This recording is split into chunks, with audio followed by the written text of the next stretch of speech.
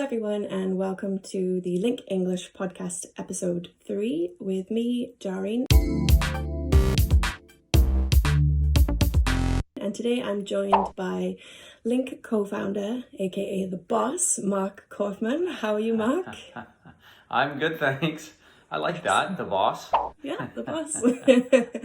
So I thought it would be interesting to chat with you about your hockey career. It's not something I know a lot about, actually, and I'd be interested to find out. So, you had a hockey career before Link. Can you tell us about it? When did you start playing hockey? I played hockey most of my life, I guess. I think I probably started skating, I don't know, when I was like 4. And then I grew up in Japan at least till age 6, and then moved back to Vancouver to start grade 1. And I remember my brother and I being at school, and other kids were playing hockey, and we came home and said we want to play hockey. And from that time on, I pretty much have always played hockey. So organized hockey at age 6, although I was skating probably earlier than that. Right. I guess it's a pretty Canadian thing to do generally, kids. Yeah, I would say so. I mean, everybody played, at least in elementary school. As time goes on, like with anything, people drop off and people get into other things. I always played here, and then ended up going to play college hockey in the States, and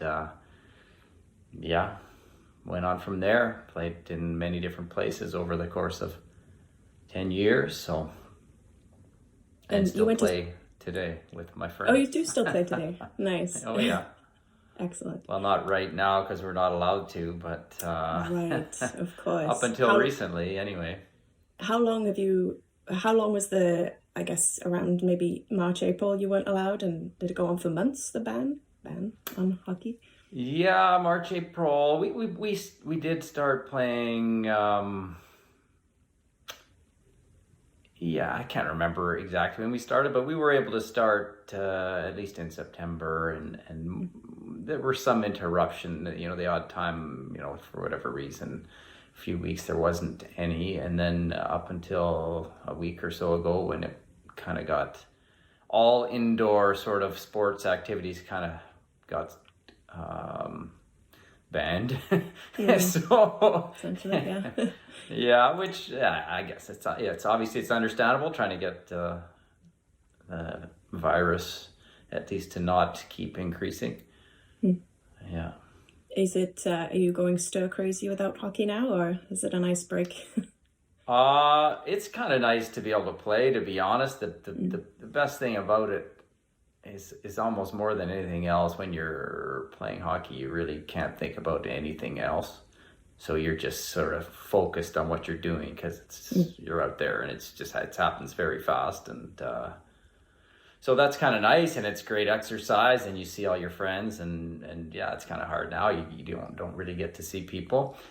Mm-hmm. Although I'm still trying to play golf. At least that's something we can do, even as the weather is less good, but there's still lots of golf happening, more than normal for people that like golf, because it's something that's possible to do now during COVID. Mm-hmm. How about you? Do I play golf? I know you're not a big golfer, but just in terms of seeing people and the kinds of things that you would otherwise have been doing, and now most things are kind of on hold. Yeah, in terms of seeing people. Yeah, thank goodness for the internet and Zoom, but not doing a lot. The grocery store once a week, that's lots of fun. Yeah. And, but it's I guess you got to make the best of it. I've been doing a lot of home renovation type things, so that's fun. Yeah, I think you're not the only one. So have we, and I think that's nice. global phenomenon. And yes. our related company sells lumber, and that's been a very good thing to be in during this time, because Right. overall construction really hasn't stopped, at least in North America, and the do-it-yourselfer market has just exploded. So a lot of demand for forest products right now. I'm going to IKEA tomorrow morning, and apparently it's the average is like a 1 hour lineup outside the store. Everyone's just... Is that right? Yeah, so that should be fun. That doesn't surprise me. That should be fun for sure. Maybe you could have done it on a Sunday. Yeah. Really make 2 hours. I don't know. Yeah, that's it. I think it's busier on the... I guess it's busier on the weekends, but anyway, we'll see. That's interesting. But back to hockey. I always wonder about the whole fighting aspect of hockey. Admittedly, I don't watch hockey, but is it's expected part of it? Is it like pantomime? You get into a fight, but it's not really a fight, or do you fight when playing hockey? I guess when you're involved in it, you understand it, but I guess as someone who doesn't, infrequent observer, you're probably wondering, it's not really like, you mean, is it like WWF? Yeah, basically. Is it all for show? Is it like you players know that the audience kind of likes to see a little fight throughout, and so for you starters, kind of play up to it? Those guys are hitting each other. They're not. They're. It's not fake. It's not fake. Guys do get hurt, but originally it was there, sort of, as a guys get mad and get in a fight, and that's why it's always been allowed, and not allowed. I mean, it's allowed. Like if you get a 5-minute penalty and then you're allowed to play again. Oh, okay. You get kicked out of the game if you get in 3 fights. Oh, okay. Pretty strict. But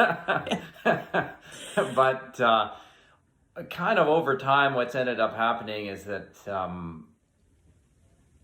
and it's changing now, but there used to be every team kind of had a goon or a thug that sits at the end of the bench and doesn't play much, and they're theoretically so that the other team doesn't, take liberties with your better players. If they do, then that guy's going to jump on the ice and beat somebody up. Okay. What ended up happening then is, after a while, to liven things up almost, or to change the momentum, because momentum's a huge factor in any sport. One team will put their thug on the ice, and he'll go challenge the other team's guy to have a fight, which ends up really, it's just kind of a staged fight. They are hitting each other, but that's what they're there to do. Right, but it's organized. It's kind of organized. It's not really in the game. It's not in the heat of the game. It's not because something happened on the ice and they were mad about it. Okay. So that kind of ended up happening. It still happens a bit, but there's kind of a bit of both now, so that now sometimes it's genuinely that they're mad at each other, and sometimes it's kind of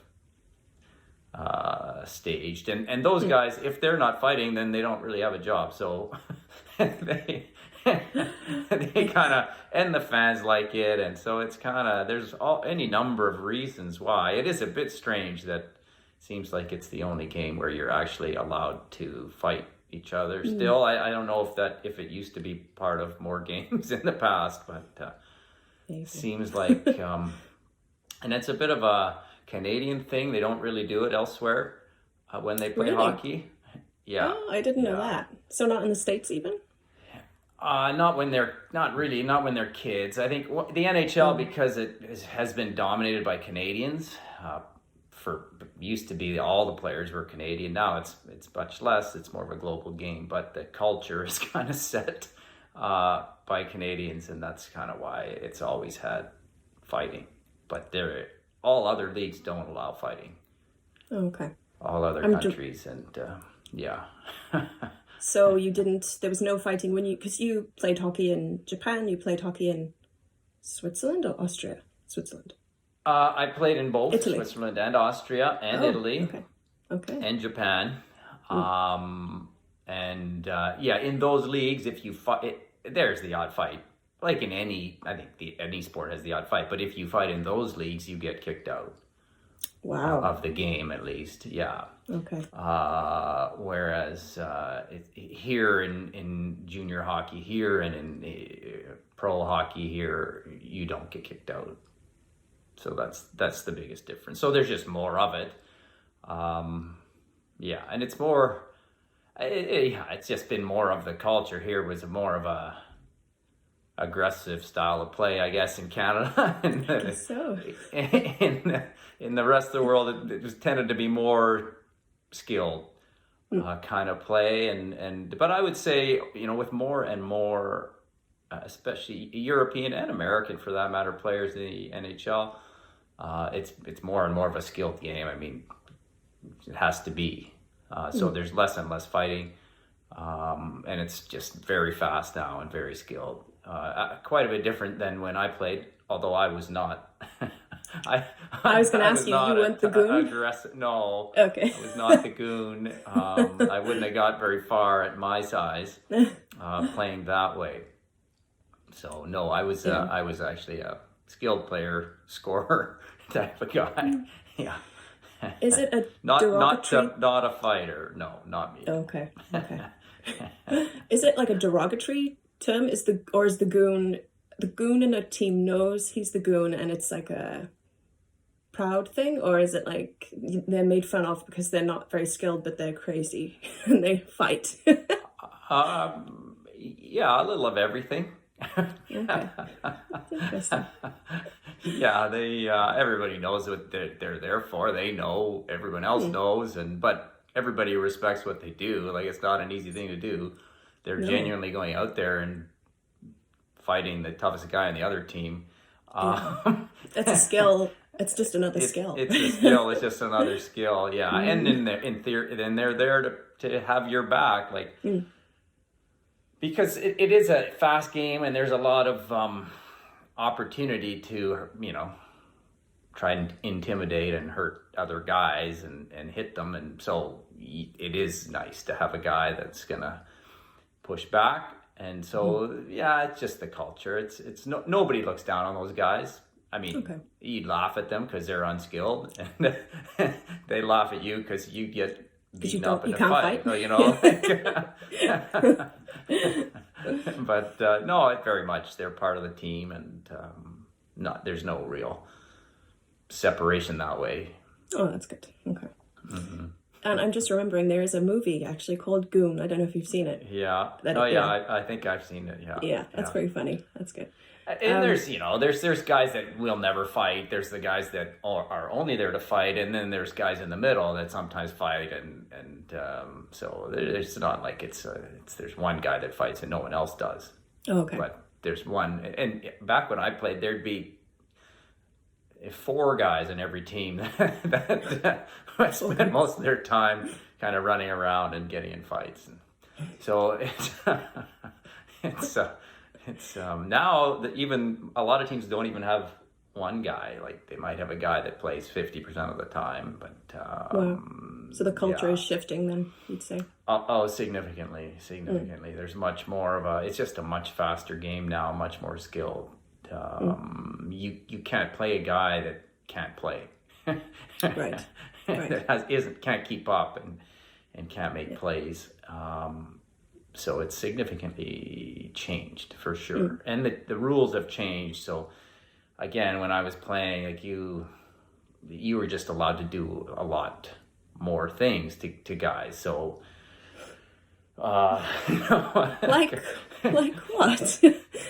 Well, you mean like now, punching, that for sure. But if you I mean, there's to a degree. But hockey's funny because there's a rule book, but at least the rules were very loosely interpreted. Back have always been kind of very much up to the ref to whether he's going to want to call something or not. So that stuff is obvious penalties that are penalties in the rule book just didn't get called. And so you just, because it's a give and go game, so if you give the puck and you try to get open, but somebody comes along and basically holds you, impedes you, then pretty much it's hard to generate offense. So technically that's interference or holding or hooking, but it just wasn't called. Whereas now they call it tightly. So there's way more opportunity to, it just makes it much faster. Whereas before there's always somebody kind of in the way, so it's hard to get speed up. It's just quite a bit different.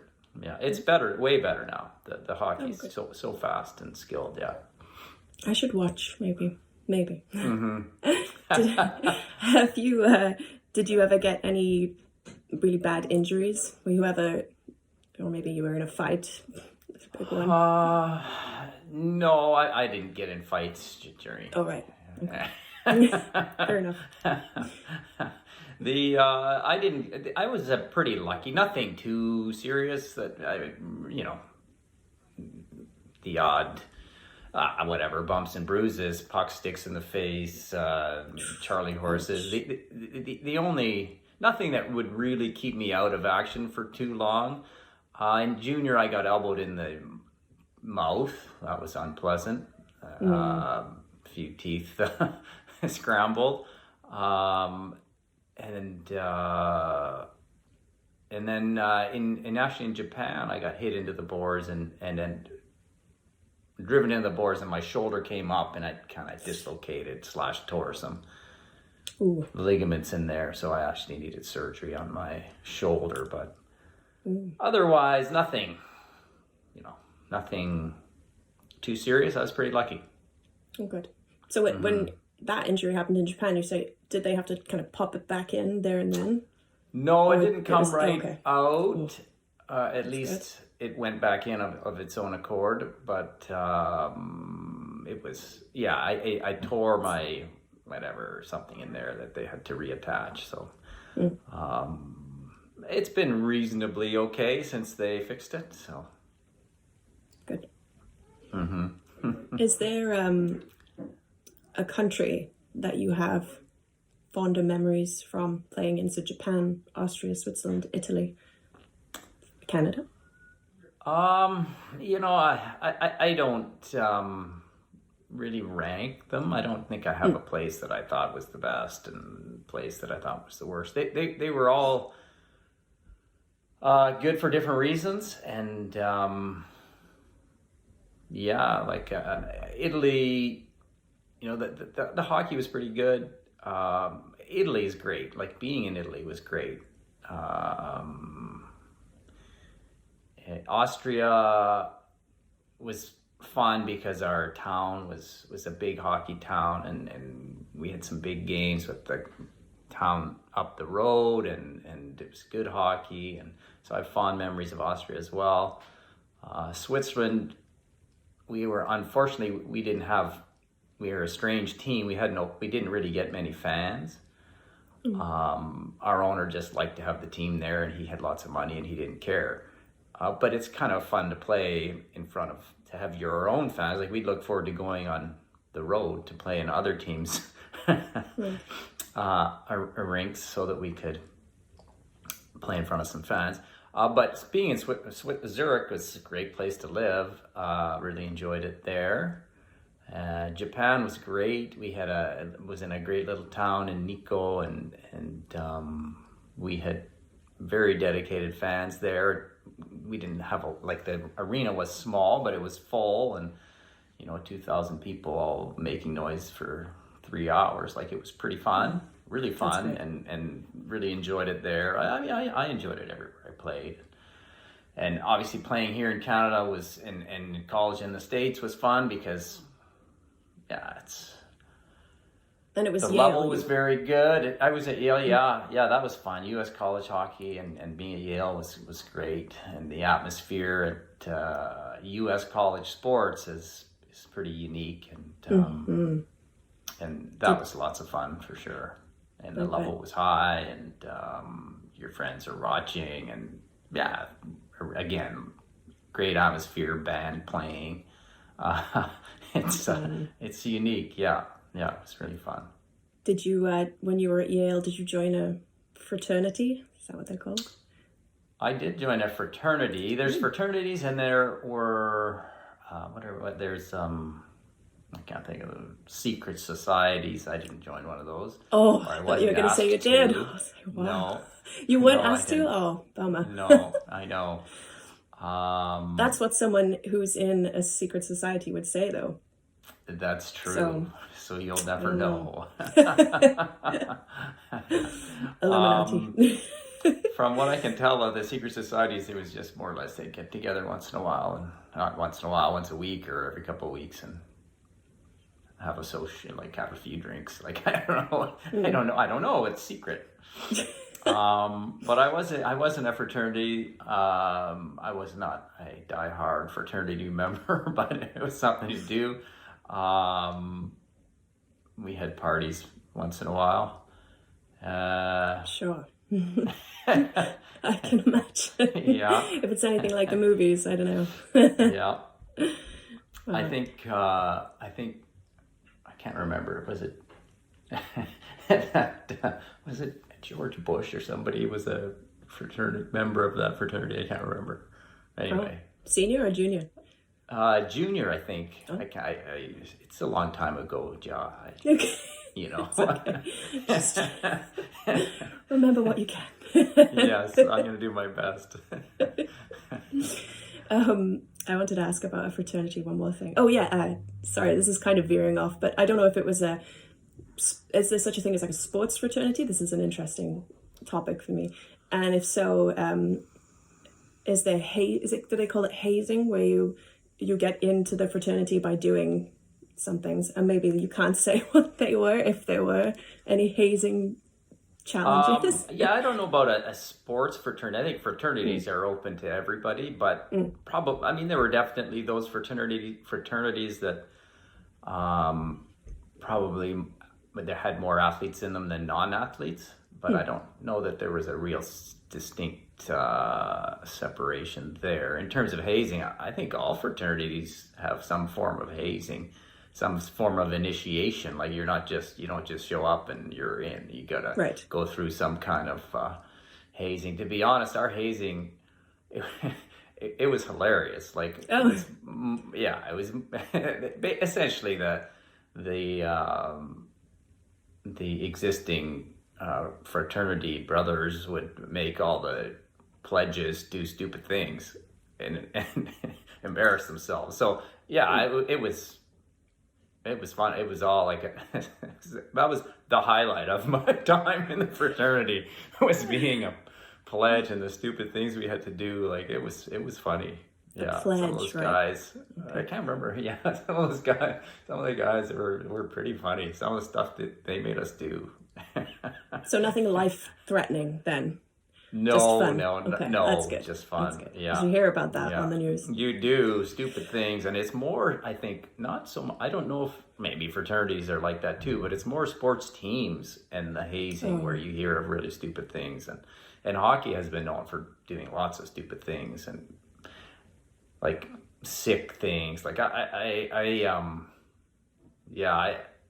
some teams do that. Some guys, you hear about stuff, and I was lucky, I guess. I was never on a team that had that. I remember in junior hockey where a lot of this stuff happens. Like it's sort of teenage kids that kind of get caught up in it, and adults are a little bit more sane about it all. You know, kids get kind of. But I can remember in junior, our coach basically saying there's going to be no significant hazing here. We had a lot of rookies that year, and he just said, no, we're not doing this. Just let the older guys know. But a lot of stupid stuff happens. I bet. For sure in that environment.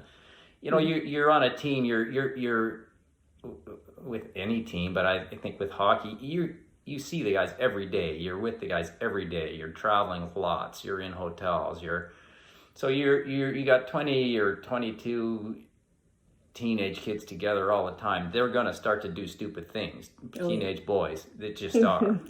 So, Yeah. you're not much to do other than play hockey and be in the hotel and on the bus. And, you could only fight each other, wrestle so much. That environment is going to lead to some stupid stuff. So I think, I at least everybody's much more aware now and making sure that guys' energies are directed in more appropriate directions. Safe directions. Safe directions, yeah. Especially with everyone has a camera in their pocket these days. So I feel for, these kids who are filmed doing things that may jeopardize. I actually, I know. I think you still hear about stupid stuff that happens, but I suspect that there's a lot less of it now for that reason. That everybody is a lot more aware of what everybody else is doing. And back in the day, like growing up, I don't think our parents didn't know what we were doing. Most, you're just off doing stuff with your friends. Your coach isn't seeing what you're doing on social media. You're just off doing stuff. So I suspect that in general, behavior is better now in all environments, with kids anyway. I think, I don't know that, but I just get that sense just because of that reason that before nobody really knew what kids were doing most of the time. I was out. Just exactly. Out. Just out. Exactly. So to finish, do you have any advice? Maybe someone watching is thinking about a sports career, and of course your son Kyle is playing hockey. Do you have any advice for anyone who is thinking about not just hockey but any sport? Because I imagine you have to be so disciplined and focused. Yeah, I mean, in terms of advice, I mean, if you like sports and I just think it's a great outlet, like anything. If you find something that you like doing and you enjoy doing it and you want to dedicate time to it, you don't have to become professional. You don't have to achieve anything in particular. It's just I think it's good to have something that you're interested in and motivated in and like to spend time at and try to get better at. And no matter how far you get in that activity, it's just a good discipline and a good thing to do and kind of sets you up for doing other things in life. And as we know with language learning, it's the same. The more intrinsically motivated you are to study a language, the better you're going to do. And so the trick is to find those activities that you want to do, that you are interested in, and spend the time. And there's obviously a lot of satisfaction to be gained from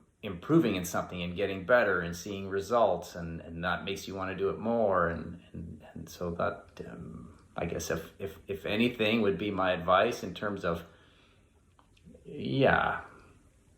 playing sports. I don't think the goal is to necessarily play professionally or be in the Olympics or whatever. I mean, that can be and should be. You want to strive to be as good as you can, but I think a lot of the benefits are derived from just having gone through that process and enjoyed the activity.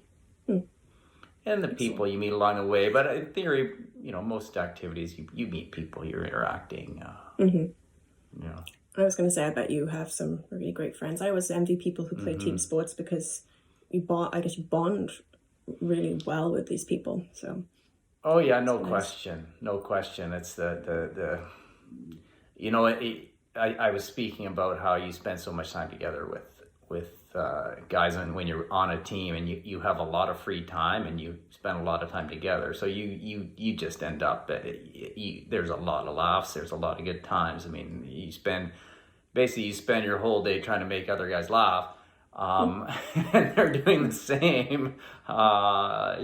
It's a pretty enjoyable time for sure, and lots of you have that bond for life. If I run into anybody that I've ever played with, it's just a great feeling. Like, and I may not have seen them for 20 years, you know. Oh, wow. Yeah, for sure. Excellent. Well, thank you so much. That was really interesting. Thank you for answering my questions about all the violence and just the game in general, because I don't know anything. Maybe I'll watch some hockey sometime. Yeah, it's not that. It's much better. It's good. I mean, I obviously still watch it a lot, and you know, it's a very skilled game. It's a, you know, a lot of times people get distracted a bit by the violence aspect of it, but there's less and less, at least, fighting, and yeah, there's body contact to try and separate guys off from the puck, but the ability, the skating and puck handling and the stuff that the guys do is amazing. It's a very skilled game. I'll check it out. So I'm glad I was able to explain a bit about it for you, and hopefully, yeah, you'll check it out when they are allowed to play again. That's it. Yeah, whenever that is. But Yeah, I will, for sure. yeah. Thank you so much, Mark. Thank you, Job. Thanks. Bye-bye. Okay, bye-bye.